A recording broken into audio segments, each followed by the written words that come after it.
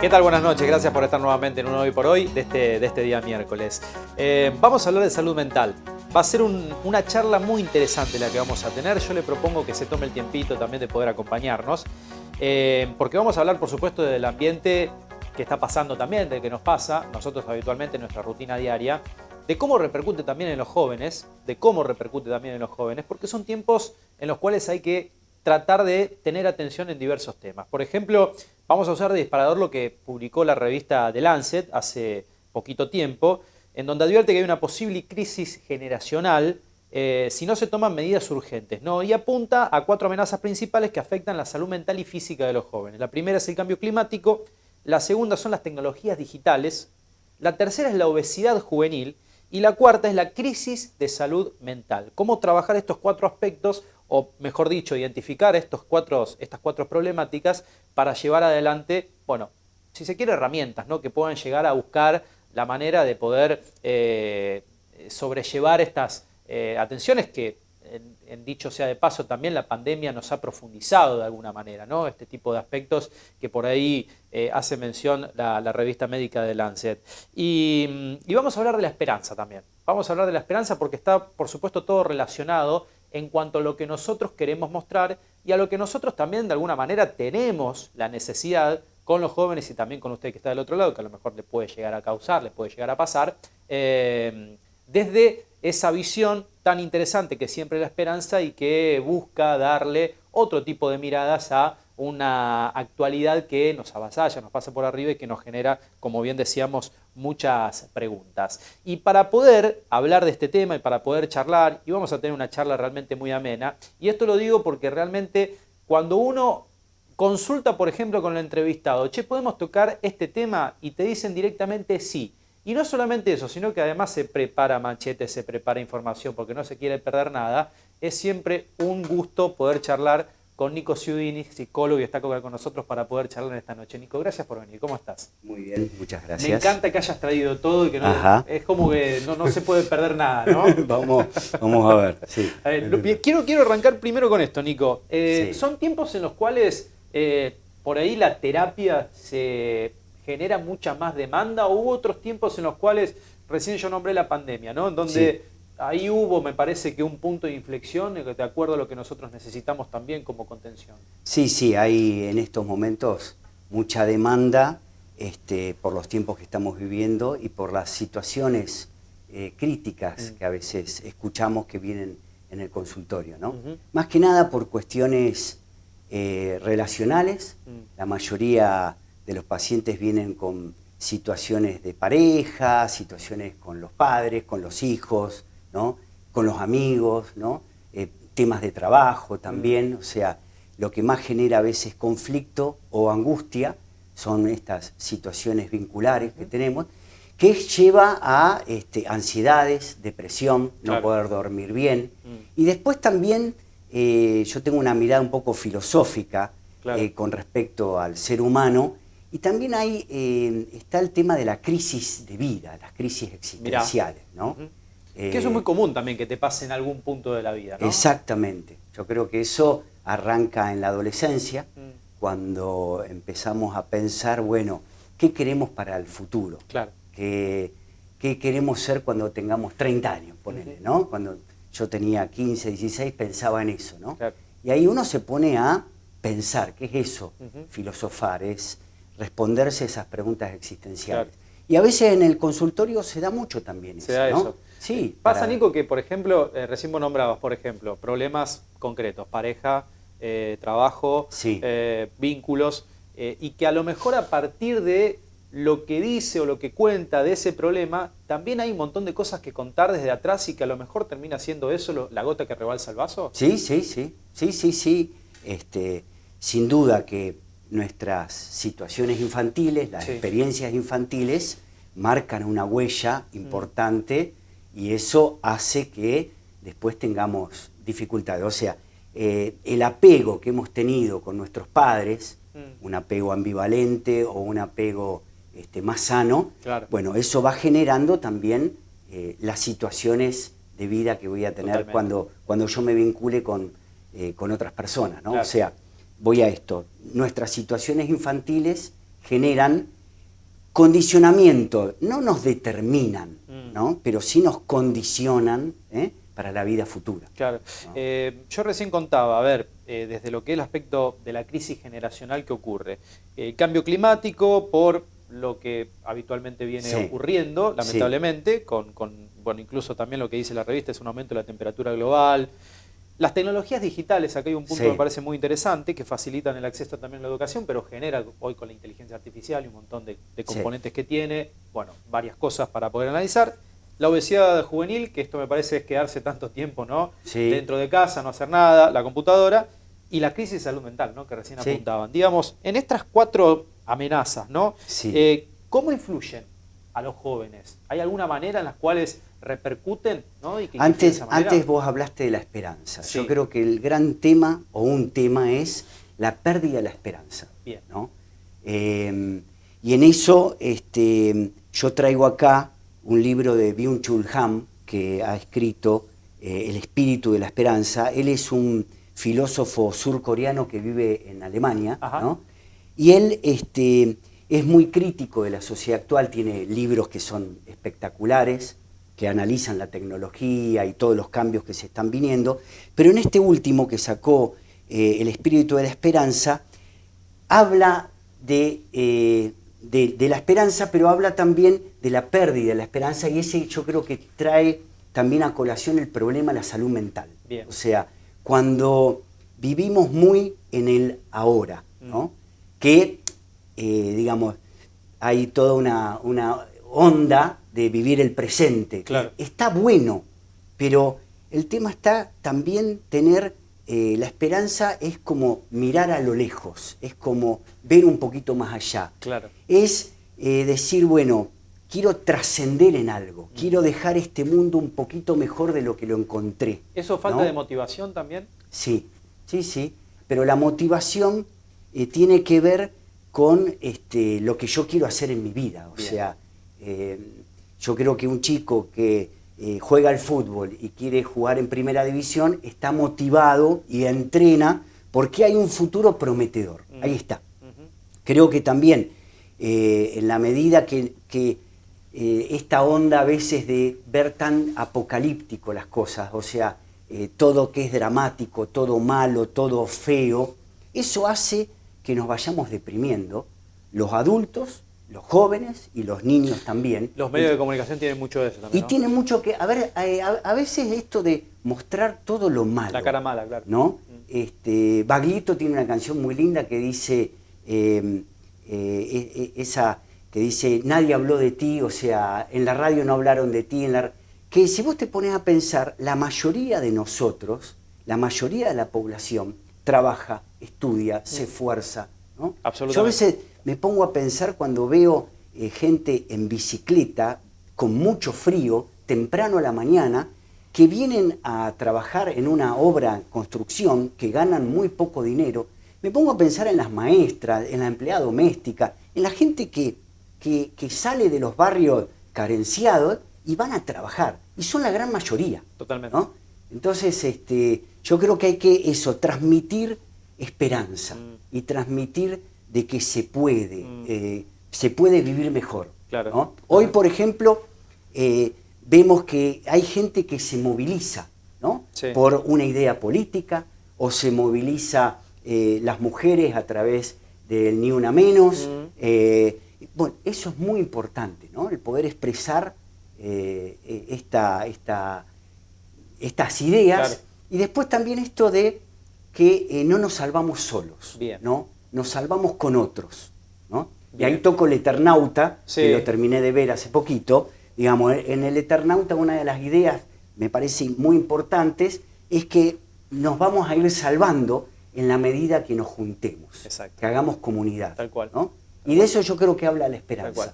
Recién hablaste de la esperanza, pero me parece muy interesante también hacer hincapié que uno por ahí muchas veces tiene esperanza, pero también tiene que lidiar mucho, y fundamentalmente los jóvenes, con la frustración.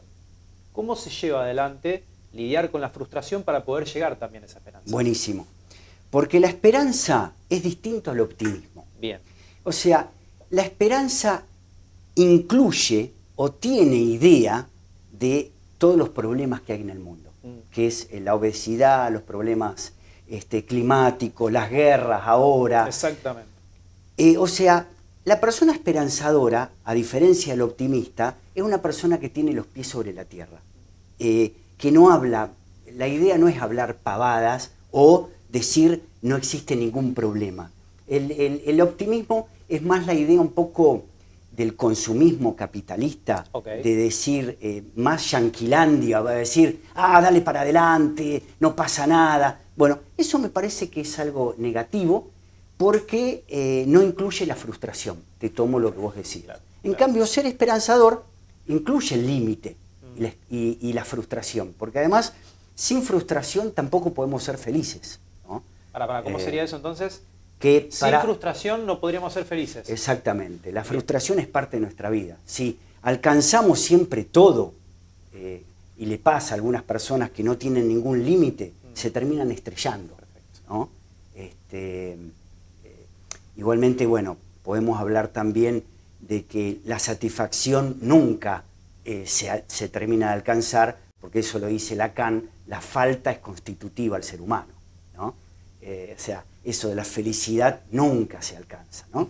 Pero voy a esto, a la frustración y lo importante que es también aceptar en nuestra vida, y es parte de la educación, que a nosotros nos han educado, también en los límites. Hay cosas que no podemos acceder, no podemos hacer, y eso nos frustra, nos enoja. Pero también ese límite me ayuda para crecer, para madurar. ¿Por qué no nos permitimos estar mal? Viste que a lo mejor uno se frustra, se pone mal y dice, che, no te pongas mal, esto sigue y esto continúa. Y a lo mejor no se toma ese segundo de, me siento mal. Sí, ¿Por qué no queremos estar mal o no nos dejan estar mal? Y porque nos incomoda, a la sociedad le incomoda estar mal, porque no consumimos estando mal. O sea, siempre hay que estar bien, siempre hay que darle para adelante, siempre tiene que haber entre comillas, una fiesta, que eso no es fiesta, ¿no? La esperanza incluye la fiesta, pero la fiesta entendida como un encuentro con otros, que se da de manera extraordinaria, o sea, está la vida ordinaria, pero eso sería la fiesta, digamos, ¿no? Claro. Nico, a ver, si buscamos estrategias, puntualizamos algunas que le digan, che, estas estrategias son importantes para las personas de cualquier índole, pero fundamentalmente a lo mejor a los jóvenes que hoy están mirando, que a lo mejor dicen, che, bueno, a ver, ¿cuáles son las estrategias para combatir esa crisis que a lo mejor nos pueden llegar a dar y que son, por supuesto, a través de salud mental? Creo que tenemos que escuchar a nuestro niño acá revolucionario, o este chico un poco indomable que tenemos, para podernos a pensar que muchas veces hacemos lo que hacemos porque la sociedad de alguna manera nos está imponiendo, nos está presionando para hacer eso, ¿no? Entonces, una de las cosas, para mí una herramienta muy importante es cuestionarse a sí mismo lo que hago y ser un poco rebelde. Pero a veces somos rebeldes para hacer cosas locas, pero no nos ponemos a pensar por qué hacemos lo que hacemos. Entonces me parece importante el ocio, como decía Karl Jaspers en uno de los principios de la filosofía, ¿no? El ocio es muy importante, y el ocio es eso, no es el no hacer nada, es tener tiempo para pensar, para leer, para ver una serie distinta, para ver una buena película que nos haga pensar. Entonces, esas herramientas. La educación me parece una herramienta muy importante, ¿no? La tecnología, ya que estamos hablando, es una herramienta buenísima. Acá estamos en un estudio de televisión, hay tecnología, todos tenemos celulares. El tema está cómo lo usamos. Podemos de acá sacar cosas espectaculares y buenísimas. El tema está si esto nos genera una adicción y nos genera encerrarnos en nosotros mismos para ser más narcisistas o para ser más egoístas. Si esto nos permite abrirnos a los demás, encontrarnos, festejar la vida, bueno, buenísimo. Ahora, ¿cómo se hace para equilibrar también el uso de la tecnología? Porque hoy, por ejemplo, las redes sociales, entrás, muestran que una persona a lo mejor subiendo fotos, estados, parece que es lo más feliz del mundo, y una persona que a lo mejor consume eso y dice, che, mira qué feliz que es él, o a lo mejor yo quiero llegar a ser lo que es él o lo que es ella. ¿Cómo equilibramos también un poco ese punto tan interesante? Sí, sí, sí, sí. No sé, a veces no tengo todas las respuestas. Es ¿no? difícil por ahí muchas veces, ¿no? Pero el tema de la vida del otro, ¿eh? Hoy se mira mucho al otro, ¿no? Sí, pero no es tan, o sea, también esto, sin duda que hay cosas nuevas, Sí. porque la tecnología nos va llevando a nuevos caminos, pero el ser humano, Juan, Sí. es el mismo. Bien. Entonces, por eso, leer a Nietzsche, que tiene 150 años, sigue siendo actual. Leer textos de hace 2000 años, como Edipo, o como Telémaco, o como El hijo pródigo, siguen siendo actuales, porque nos habla del ser humano. Y seguimos teniendo los mismos problemas, entre comillas, que es envidia, celos, amor. Bueno, Cambian las formas a lo mejor, pero siguen estando. entonces, cuando vos me decís cómo utilizar esto, yo creo que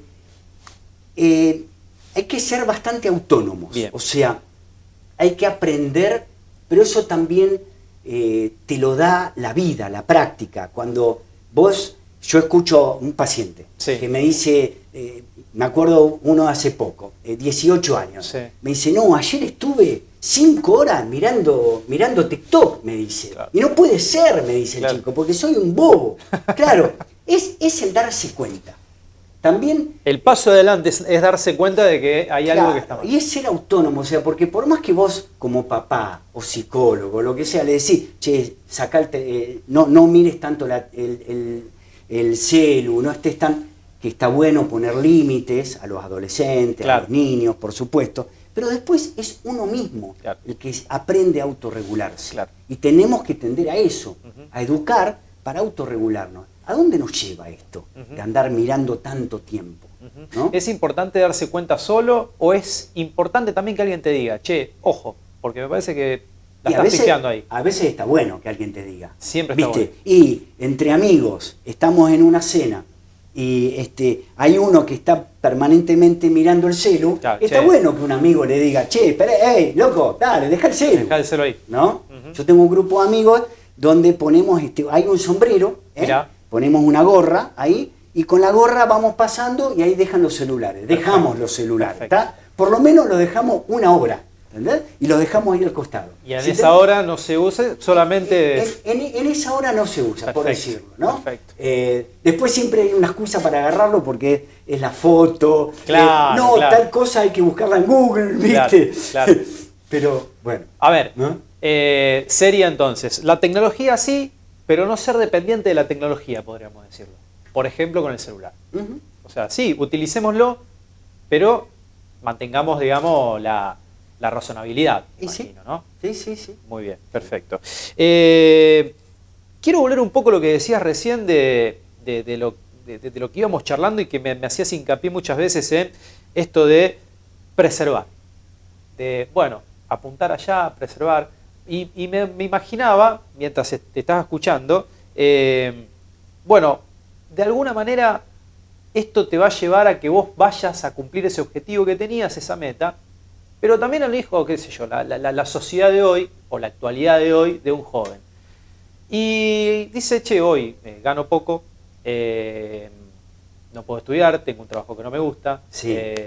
no puedo hacer otra cosa. Digo, la actualidad argentina termina siendo a lo mejor muy dramatizada por nosotros mismos, o es una actualidad que diga, che, mirá, sí, está este problema y hay que trabajarlo para poder llevarlo adelante. Digamos, no sé si me Sí, explico la pregunta, porque sí, sí. digo Me uno, parece che, muy mirá, nosotros interesante. vivimos en crisis, pero bueno, pero ojo Bien. que también hay otro Sí, ¿no? sí, no.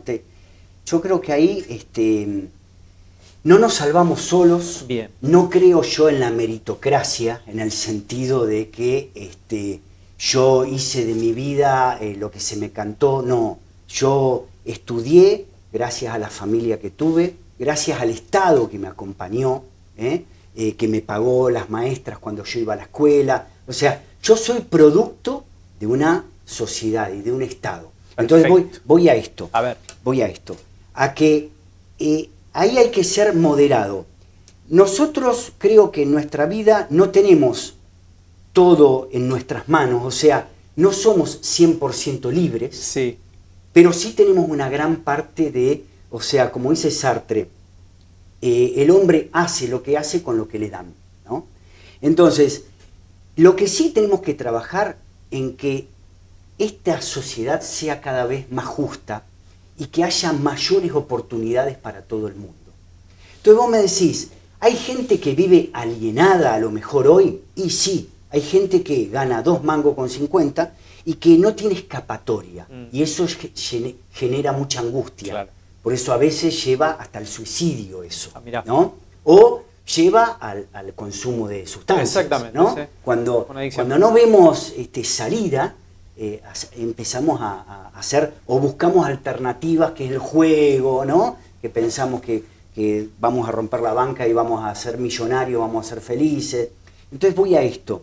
Creo que hay gente que está mucho más condicionada y más complicada en la vida desde el punto de vista material, y en eso todos tenemos cierta responsabilidad, ¿no? Que tenemos que mejorar como sociedad, como Estado. Hay que brindar mayores derechos, ¿eh? Todo el mundo tiene derecho a comer, a vestirse, a tener una vivienda adecuada, a tener trabajo. Bueno, y después de eso, sí, cada uno va eligiendo claro. Y va haciendo su camino. Exacto, exacto. ¿No? Yo te iba pensando, te voy siguiendo con esto. Futuro, recién decía vos, posibilidades, se me sale de ahí empatía. Sí. Porque viste que no hay mucha empatía tampoco, o por lo menos, voy a retrotraerme, no sé si hay mucha empatía en la sociedad de hoy. ¿Falta empatía o no falta empatía? Sí, yo creo que nos falta empatía. Como sociedad nos falta empatía. Y además como sociedad, digamos, ahora que en el mundo hay algunas cuestiones de populismos de derecha, eso tienden, esas ideologías tienden a ser egoístas, claro. Y a ver al otro como un adversario y no como un compañero. O que ¿no? eso es un número y que no hay una historia detrás. ¿No? Claro, ¿no? Entonces, respondo a lo que me decís. A la empatía, creo que nos falta mucha empatía. ¿No? Es pensar en el otro, la empatía. Claro. La empatía es ponerse en el lugar del otro. ¿No? Entonces, creo que sí. Esto que a veces escuchamos, y bueno, que se jodan, y bueno, ellos se lo buscaron. Claro. ¿Estás tan seguro que es así? Sí. ¿No? Sí. Por ejemplo, no sé si viste la serie Espartanos. La serie Espartanos es muy interesante porque en un momento a Oderico le cuestionan el por qué trabaja con gente que ha cometido delitos, ¿no? en las cárceles. Claro. Que es, comento a la sociedad, es el grupo de rugby que van a la cárcel a entrenar y arman equipos de rugby, y ahora hay en muchas cárceles. Correcto. Bueno, a mí eso me parece un ejemplo. Ahí tenemos modelos y ejemplos de vida. Muy bien. ¿No? Y eso, si lo podríamos multiplicar en un montón de lugares, la sociedad va a ser mejor. De utilizar un vehículo para poder mejorar, digamos, son las escuelas nocturnas, los clubes, todo lo que haga los bailes, por decir, o los encuentros de los inmigrantes. Bueno, todo eso yo creo que es muy positivo. Claro. Pero vuelvo a esto, a lo de, porque te decía lo de la serie de Espartanos, vos me decías lo de la empatía. Sí. Íbamos a que le decían a él, le cuestionaban por qué trabajaba con gente que nadie quiere ser un delincuente en la vida, nadie quiere vivir en una cárcel, nadie se busca. Lo que pasa es que hay gente que no aprendió otra cosa, o que vivió que no tuvo los valores que tuvo otra persona. Y vivió situaciones, si nosotros dos hubiéramos nacido, no sé, en otra familia, en un barrio que nuestros padres hayan sido adictos, que nuestros padres hayan sido delincuentes, probablemente hubiéramos salido igual nosotros. La naturalización, ¿no? También de lo que vamos viendo. Exactamente, ¿no? Entonces, bueno, yo creo eso, yo creo en la comunidad y en poder ayudarnos unos con otros. Total.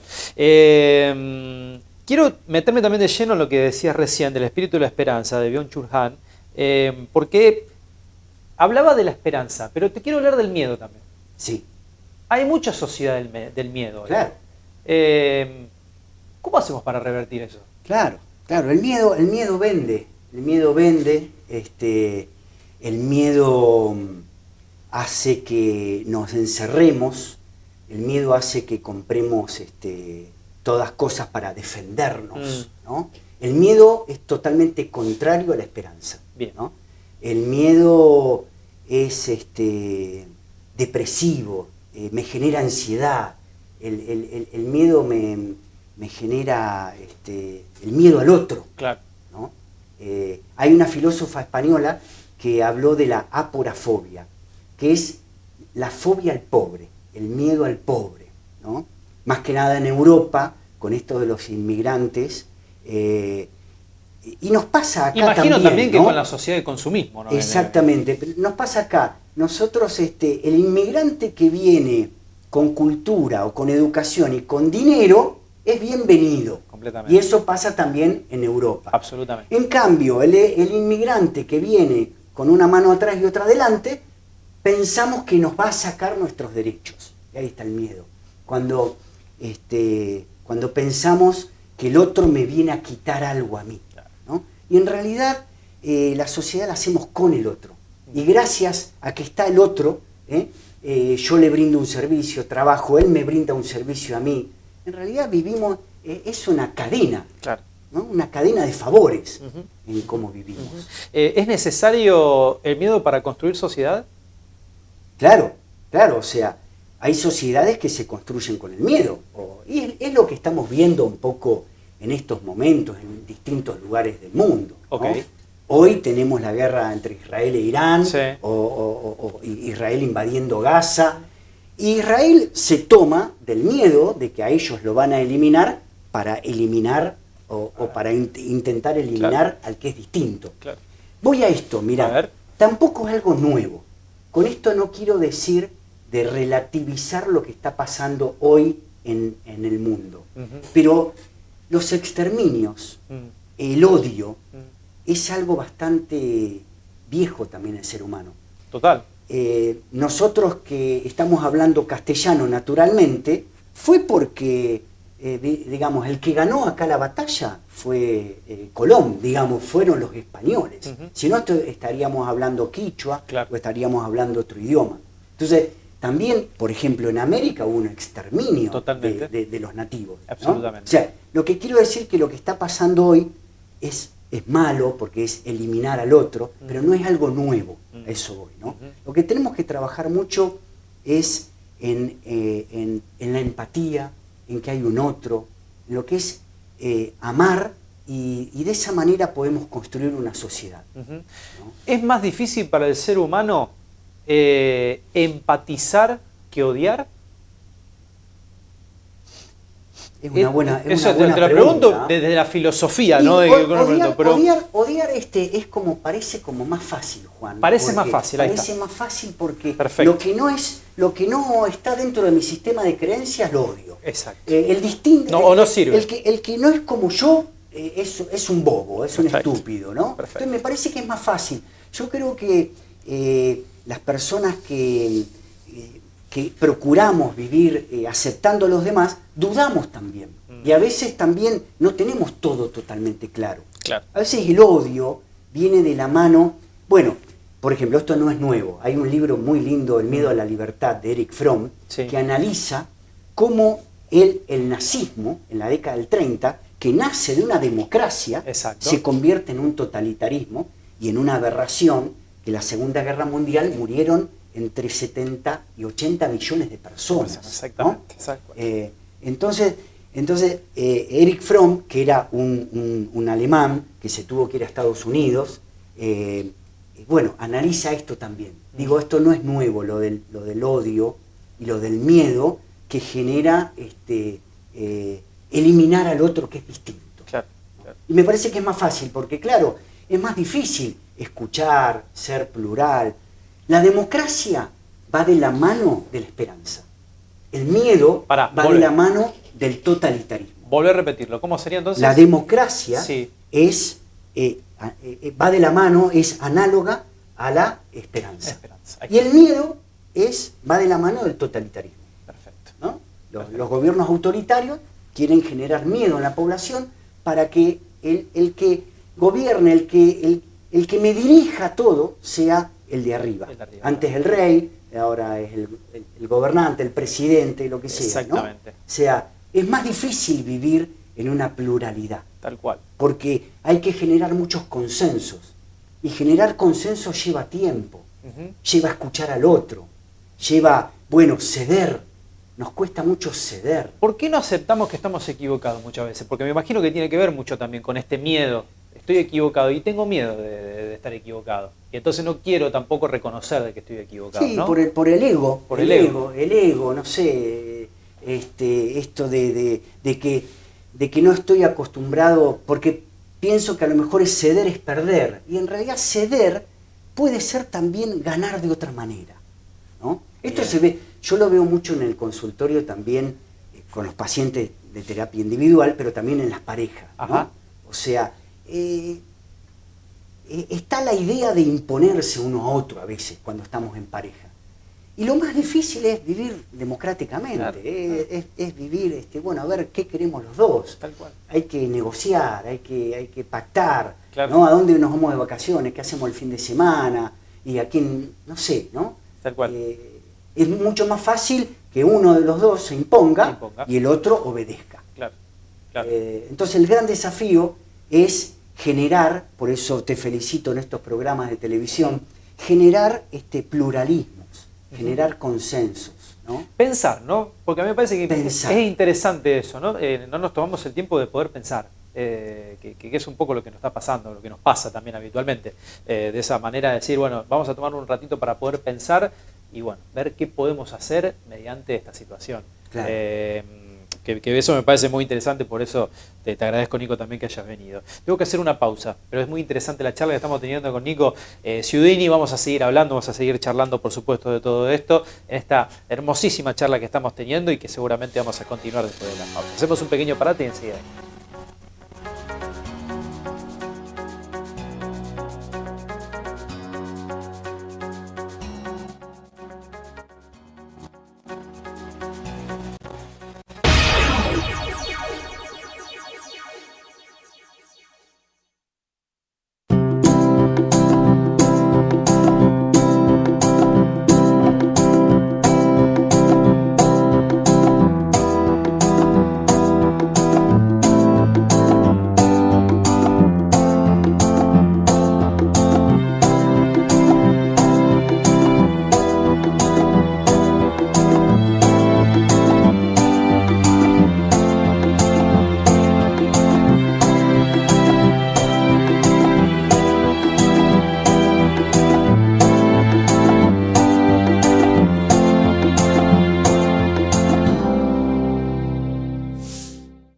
Este 20 de junio Roldán se llena de orgullo celeste y blanco. Desde las primeras luces del día, el fuego empieza a encenderse para un gran encuentro de asadores a la estaca. La carne, el aroma, el abrazo de nuestras raíces y un gesto solidario. Buffet a beneficio de bomberos voluntarios. A las 10 de la mañana levantamos bien alta la bandera en el acto oficial. Y desde las 11, la música de folclore, el chamamé y la danza nos invita a celebrar lo que somos. Te esperamos para celebrar juntos nuestras tradiciones. Punta Chacra, San Jerónimo, agua, luz, gas, cloacas, Cordón Cunita, ubicación estratégica. El mejor lugar para vivir. Empezá a disfrutar de la alta definición con OneFull. Si sos abonado con el servicio de cable básico, ahora podés ver y disfrutar las señales en HD sin costo adicional. Solo tenés que configurar tu televisor en simples pasos. Verifica que tu televisor tenga un sintonizador de TV digital incorporado. En la parte trasera o lateral de tu equipo, observa cuántas entradas tiene para cable coaxil. Si cuenta con 2 puertos, cable IN y antena, debes retirar el cable conectado en el puerto cable y luego colocarlo en el puerto antena. Si en cambio tiene una sola entrada, solo debes chequear que esté bien conectado. Ahora, solo queda sintonizar los canales. Es muy simple. Con el control remoto de tu televisor, ingresa a configuración. Selecciona la opción canal o emisión, según el modelo de tu TV. Por último, selecciona sintonización automática. Aguarda un momento hasta que se carguen las señales. ya podés ver todos los canales en alta definición. Disfruta la última tecnología con OneFull. Si necesitas soporte, podés consultar en nuestro centro de atención al cliente 0800 266 7005 o si no, chequea el instructivo en las redes sociales de OneFull.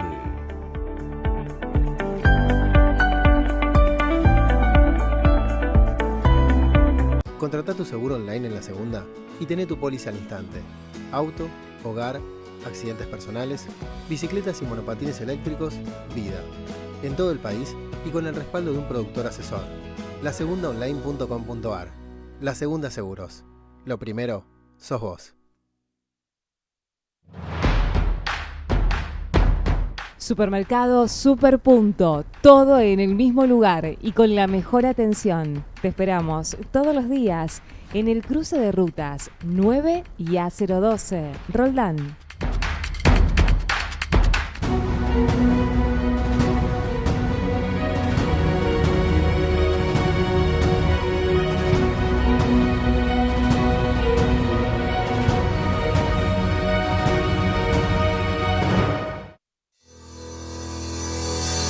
Centro de Salud y Diagnóstico Dr. Felipe Acosta. Todas las especialidades médicas en un nodo estratégico en nuestra región. Exclusiva aparatología en imágenes de avanzada, ecografía 5D, radiología digital, mamografía, densitometría y tomografía computada. Medicina laboral integral para empresas, carpetas de ingresos y egresos. Recibimos a todas las obras sociales. Centro de Salud y Diagnóstico Dr. Felipe Acosta, Belgrano 658, Carcarañá. La salud en buenas manos.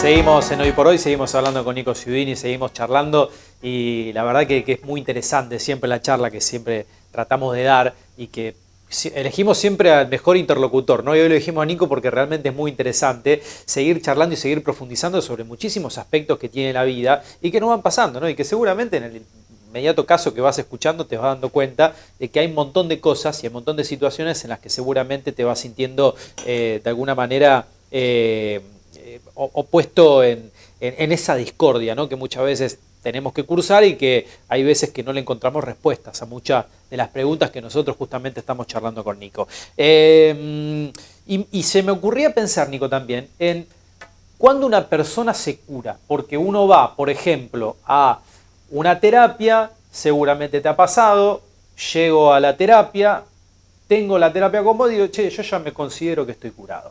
Bien. ¿En qué momento uno se considera que está curado? Bien, ¿no? buenísimo.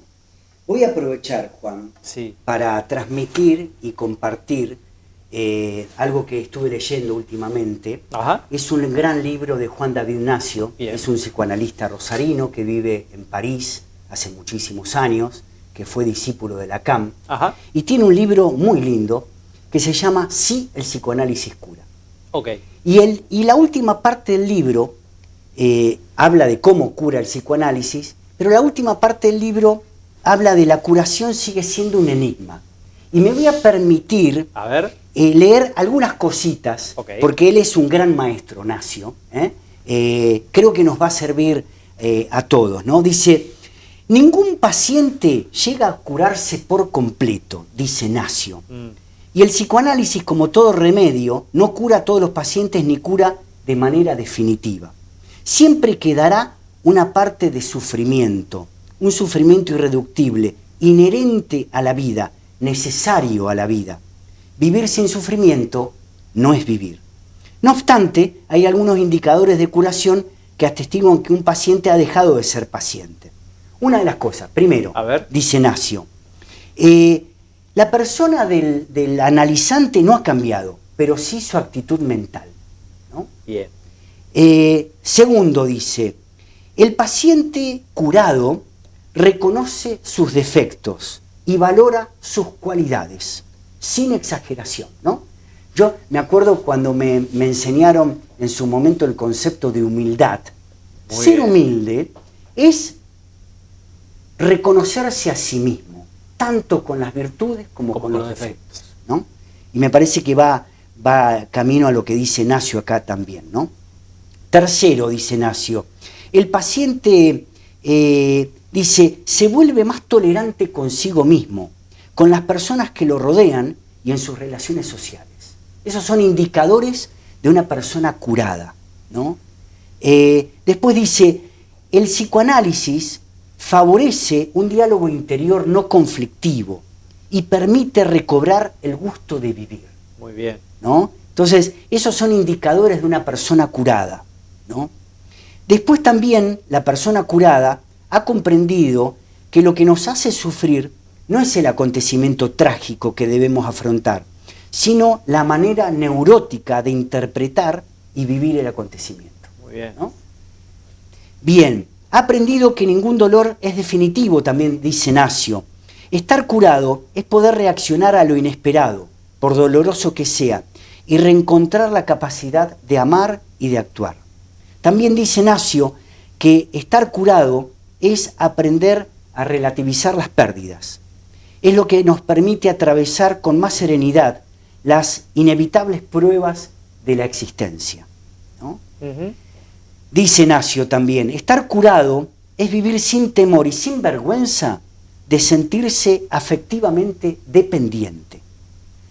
Ya no se avergüenza tampoco de jugar como un niño, porque ha comprendido de manera intuitiva que ser un hombre o una mujer maduros significa permitirse regresar a la infancia cuando uno quiera y como quiera. Perfecto. Estar curado es amar al niño que hemos sido, que vive en nosotros y que está siempre listo a reaparecer. Esta parte a mí me encanta, porque yo de vez en cuando tengo estas salidas de niño, entonces cuando lo leía digo, entonces estoy bastante bien, ¿no? Dice, la persona curada ha conquistado la aptitud de calmar los conflictos relacionales, de hacer concesiones, de cuidar de la persona amada y del amor que los une, y de ocuparse de sus semejantes, ¿no? Cuando logra esto, Nacio lo da de alta al paciente. Y yo creo que respondo un poco tu pregunta gracias a Juan David Nacio. Totalmente, ¿no? Cuando un paciente está curado. Total. ¿Y le cuesta también al paciente reconocer si está curado o no, Nico, no? Sí, a veces hay pacientes que no quieren... que no quieren dejar también, que no quieren dejar, claro, ¿no? Porque tienen miedo a no poder tener ese bastón, claro, que somos a veces los terapeutas, claro, ¿no? O esa persona que a lo mejor comparte ciertas cosas, ¿no? Sí, hay gente que genera esa dependencia. Y no es bueno, claro, porque hacer terapia está bueno para hacer un tiempo. Y después, el terapeuta es una persona, el vínculo con el terapeuta es muy especial, es muy interesante, porque me vinculo de manera muy fuerte con alguien extraño. Pero ahí se da el tema de la transferencia y de la relación terapéutica, claro, ¿no? El tema de confiar en el otro, que aunque no lo conozco, pero lo voy conociendo durante el tiempo, ¿no? Acá nos metemos en otro tema también interesante, que en eso yo creo que la psicología tiene distintas teorías, que es un poco la figura del terapeuta, cómo debemos presentarnos, o cómo ser delante de los pacientes, ¿no? La figura más médica del terapeuta es una persona que tiene el saber y que de alguna manera aconseja o dice, estás curado, no estás curado. Yo tengo una visión un poco más filosófica, sí, de la terapia y del ser psicólogo. En el sentido de que yo también, junto con el paciente, sí, vivo las mismas situaciones existenciales. ¿Qué es? Como dice Irving Yalom en su libro Psicoterapia Existencial. Yo me voy a morir también, igual que el paciente, y tengo que enfrentar mis propios fantasmas frente a ese final de mi vida, ¿no? También yo le tengo que dar cierto sentido a mi vida, ¿no? Para algo tengo que vivir. Y no lo tengo totalmente claro, porque por más que yo tenga ahora 52 años, me sigo haciendo preguntas. No me contesté todo. Y me imagino que voy a seguir teniendo muchísimos interrogantes, dudas. O sea, el terapeuta no es el tipo que se las sabe todas. El tipo que, claro. ¿No? Acá cuando vos me preguntás y charlamos, sí, nosotros leemos, tenemos historia de vida, hablamos con gente, pero tampoco somos los dueños del saber, ¿no? Después también nos tenemos que enfrentar con nuestra propia soledad existencial, dice Irving Yalom, ¿no? Que es, en muchas situaciones, Juan, por más que vivamos con otros y amemos a los demás, estamos solos. Por ejemplo, frente a la enfermedad, frente a algunas angustias, estamos solos y hay que saber lidiar con esa soledad, ¿no? Y lo otro es la libertad, es cómo usamos nuestro tiempo, que es lo que estamos charlando, ¿no? Totalmente. Y eso, te quiero decir, eso lo comparte el paciente con el terapeuta. Exacto. ¿No? Es ese momento íntimo siempre de poder... Claro. ¿No? Claro.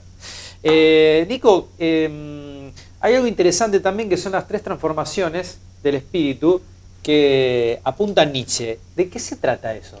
Bien, Nietzsche tiene este fragmento en Así habló Zaratustra, que es hermoso. Las 3 transformaciones habla de que el espíritu se convierte en camello, el camello en león y el león por fin en niño. Ajá. ¿Qué sería el espíritu de camello? A El ver. espíritu del camello es el tú debes, es el tú debes, el deber ser, ¿no? Son esas personas que se joroban o que tienen un peso muy grande en la vida porque debes ser, ¿no? Dice que el espíritu en un momento se convierte, va al desierto, se cansa de ser camello y se convierte en león. El león que devora. Claro, devora todo lo que tiene enfrente. ¿No? Pero se queda vacío. O sea, el león es un animal, digamos, que como es el rey de la selva, claro, ¿no? Se queda solo, digamos, ¿no? Claro. Entonces, Nietzsche dice que el espíritu se termina convirtiendo en niño. Y dice, o debería convertirse en niño, ¿no? Claro. O sería bueno. Y voy a leer lo que dice Nietzsche acá. Inocencia es el niño y olvido, un nuevo comienzo, un juego, una rueda que se mueve por sí misma, un primer movimiento, un santo decir sí. Sí, hermanos míos, para el juego del crear se precisa un santo decir sí. El espíritu quiere ahora su voluntad, el retirado del mundo conquista ahora su mundo, ¿no? Excelente. Y esto es la esperanza. Claro. Esto es esperanza. Claro. ¿No? Un nuevo nacer, un crear, un santo decir sí, ¿no? Claro. Un primer movimiento.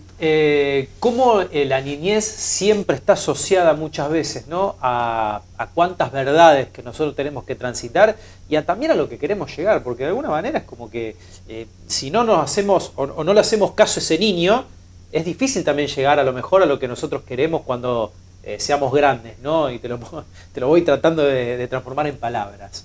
Sí, está buenísimo, está buenísimo. Yo, cuando vienen a veces estos pacientes confundidos, que no saben qué hacer, tienen entre 30 y 40 años y la vida los ha golpeado y qué sé yo, relaciones vinculares, parejas, hijos, qué sé yo. Una de las cosas que creo que en terapia ayudamos mucho es escucharnos a nosotros. Vos, cuando eras niño, ¿qué querías hacer? ¿Para qué eras bueno? ¿Qué habilidades tenías? ¿Mm? Y ahí van, a veces, viste, hay conexiones que surgen que están buenísimas. Y ahí nos reencontramos con gustos, con deseos, ¿no? Otra palabra también muy interesante es el deseo. El deseo es una palabra muy interesante. El psicoanálisis la trabaja muchísimo, ¿no? Que también podemos hablar del deseo. Pero te quiero decir, está bueno el deseo, ¿no? Está bueno el deseo para poder moverme, para ir hacia. Sabemos que después el deseo nunca es satisfecho, ¿no? Por eso también el budismo, Buda, con las verdades budistas, dice que en realidad el gran problema es el deseo. O sea, dice Buda, la primera gran verdad budista es las personas sufren. La segunda dice, sufren porque desean. Porque desean. Y el camino del budismo es aprender a no desear. Muy bien. Entonces, pero bueno, eso choca un poco con el espíritu un poco del psicoanálisis y el espíritu humano, que es ir más allá, pero ese ir más allá no es por mí solo. Tengo que ir más allá para tener una sociedad mejor. Exactamente. ¿No? Exactamente. Bueno, eso. Pensarlo en conjunto, por eso también la esperanza termina también en un actuar, ¿no? Tal cual. O sea, yo tengo que actuar, no me puedo quedar encerrado con mis ideas o encerrado en mi casa. Yo tengo que actuar, tengo que generar comunidad. Trajiste algo de Galeano también. Sí. Que quiero que también lo compartas, porque siempre es interesante. Si alguno en casa no ha leído nunca Galeano, nunca ha tenido la historia, a lo mejor realmente, de Eduardo Galeano, bueno, yo les aconsejo que realmente lean la historia, la obra de Galeano, que es extraordinaria y que también tiene mucho para pensar, ¿no? Sí. Además, Galeano es apasionado por el fútbol, cosa que a nosotros también. Sí, señor. Y Galeano es un apasionado por el fútbol y una persona muy humana, claro, ¿no? Digamos, a veces el fútbol, hay gente que piensa que es algo, algo como sonso. Y no, vemos personas profundas que les encanta el juego, ¿no? Que puede ser el fútbol o que puede ser otro deporte. Totalmente. No, porque Galeano tiene la anécdota de que cerrado por vacaciones, él ponía en el mes del Mundial. Claro, Él el Mundial, él veía todos los partidos del Mundial y decía cerrado por vacaciones. Sí. Además tiene un montón de libros de fútbol por también, supuesto, que son buenísimos. Sí. Pero Galeano tiene uno de esos textos que traje, es El derecho al delirio, que habla de la esperanza, ¿no? Y dice, ¿qué tal si deliramos por un ratito? ¿Qué tal si clavamos los ojos más allá de la infamia para adivinar otro mundo posible? El aire estará limpio de todo veneno que no provenga de los miedos humanos y de las humanas pasiones. En las calles, los automóviles serán aplastados por los perros. La gente no será manejada por el automóvil, ni será programada por el ordenador, ni será comprada por el supermercado, ni será tampoco mirada por el televisor. El televisor, dice Galeano, dejará de ser el miembro más importante de la familia y será tratado como la plancha o el lavarropas. Se incorporará a los códigos penales el delito de estupidez que cometen quienes viven por tener o por ganar, en vez de vivir por vivir nomás. Como canta el pájaro sin saber que canta y como juega el niño sin saber que juega. En ningún país irán presos los muchachos que se nieguen a cumplir el servicio militar, sino los que quieran cumplirlo. Nadie vivirá para trabajar, pero todos trabajarán para vivir, ¿no? Sigue, no sé, ¿lo sigo leyendo o no? Yo lo completaría. Bien, los cocineros no creerán que a las langostas les encanta que las hiervan vivas. Los historiadores no creerán que a los países les encanta ser invadidos. Los políticos no creerán que a los pobres les encanta comer promesas. La solemnidad se dejará de creer que es una virtud y nadie tomará en serio a nadie que no sea capaz de tomarse el pelo. La muerte y el dinero perderán sus mágicos poderes y ni por defunción ni por fortuna se convertirá el canalla en virtuoso caballero. La comida no será una mercancía, ni la comunicación un negocio, porque la comida y la comunicación son derechos humanos. Nadie morirá de hambre, porque nadie morirá de indigestión. Los niños de la calle no serán tratados como si fueran basura, porque no habrá niños de la calle. Los niños ricos no serán tratados como si fueran dinero, porque no habrá niños ricos. La educación no será el privilegio de quienes puedan pagarla y la policía no será la maldición de quienes no puedan comprarla. La justicia y la libertad, hermanas siamesas, condenadas a vivir separadas, volverán a juntarse, bien pegaditas, espalda contra espalda. En Argentina, las locas de Plaza de Mayo serán un ejemplo de salud mental porque ellas se negaron a olvidar en los tiempos de la amnesia obligatoria. La Santa Madre Iglesia corregirá las erratas de las tablas de Moisés y el sexto mandamiento ordenará festejar el cuerpo. La Iglesia también dictará otro mandamiento que se le había olvidado a Dios: amarás a la naturaleza de la que formas parte. Serán reforestados los desiertos del mundo y los desiertos del alma. Los desesperados serán esperados y los perdidos serán encontrados, porque ellos se desesperaron de tanto esperar y ellos se perdieron por tanto buscar. Seremos compatriotas y contemporáneos de todos los que tengan voluntad de belleza y voluntad de justicia, hayan nacido donde hayan nacido y hayan vivido cuando hayan vivido, sin que importen ni un poquito las fronteras del mapa o del tiempo. Ya termina, ¿eh? Seremos imperfectos, porque la perfección seguirá siendo el aburrido privilegio de los dioses. Pero en este mundo chambón y jodido, seremos capaces de vivir cada como si fuera el primero y cada noche como si fuera la última. Bueno, Eduardo Galeano, El derecho al delirio. Extraordinario, extraordinario. Yo siempre digo que es importante, por ejemplo, leer todo eso, por eso es tan interesante siempre la lectura, para repensarnos también un montón de cosas, ¿no? Y esto me parece que da un poco lo que estuvimos charlando, Nico. Me parece que eso es fundamental, ¿no? Repensarnos, pensar a través justamente de este tipo de análisis que es muy interesante siempre. Quiero terminar también con algo de Galeano, pero quiero decir, es brevísimo, pero es muy interesante porque habla de la utopía. ¿Querés leerlo vos? A ver, yo lo voy a leer, porque esto es interesantísimo lo que nos trae siempre, lo que trae Nico, y habla de la utopía. Dice: ella está en el horizonte, me acerco 2 pasos, ella se aleja 2 pasos, camino 10 pasos y el horizonte se corre 10 pasos más allá. Por mucho que yo camine, nunca la alcanzaré. Y entonces, ¿para qué sirve la utopía? Para eso sirve, para caminar. Ajá. Y eso me parece brillante, porque me parece que es un poco también lo que nosotros venimos charlando y que ha sido extraordinario. Quiero decir que creo que este programa que hemos hecho debe estar en uno de los mejores del ciclo que tenemos de hoy por hoy de hace bastante tiempo. Así que no recuerdo otro que hemos tenido también tan profundo y que realmente ha sido maravilloso poder charlar todas estas cosas y generar también este vínculo que siempre es interesante. Nico, gracias por venir. Gracias, Juan, a vos por la invitación. Gracias. Nico Subini, es extraordinario. Redes sociales, Nico, ¿dónde te encuentran? A ver, en Instagram. Sí, Nicolás Subidini. Ahí está. Ahí está. Y en Facebook también estoy. También. Sí. Si alguno quiere seguirlo a Nico, si alguno quiere también conocer un poco más de Nico. No soy de publicar muchas cosas. No importa, por lo menos para mantener el contacto. Nico, gracias en serio por venir. Gracias Mariano Galán, gracias Marian que estuvo hoy. Me quiero tomar un pequeño ratito para enviarle un grandísimo abrazo a nuestro querido compañero Uriel Nazareno, el Pela. Le mandamos un abrazo muy, muy grande. Está pasando por un difícil momento.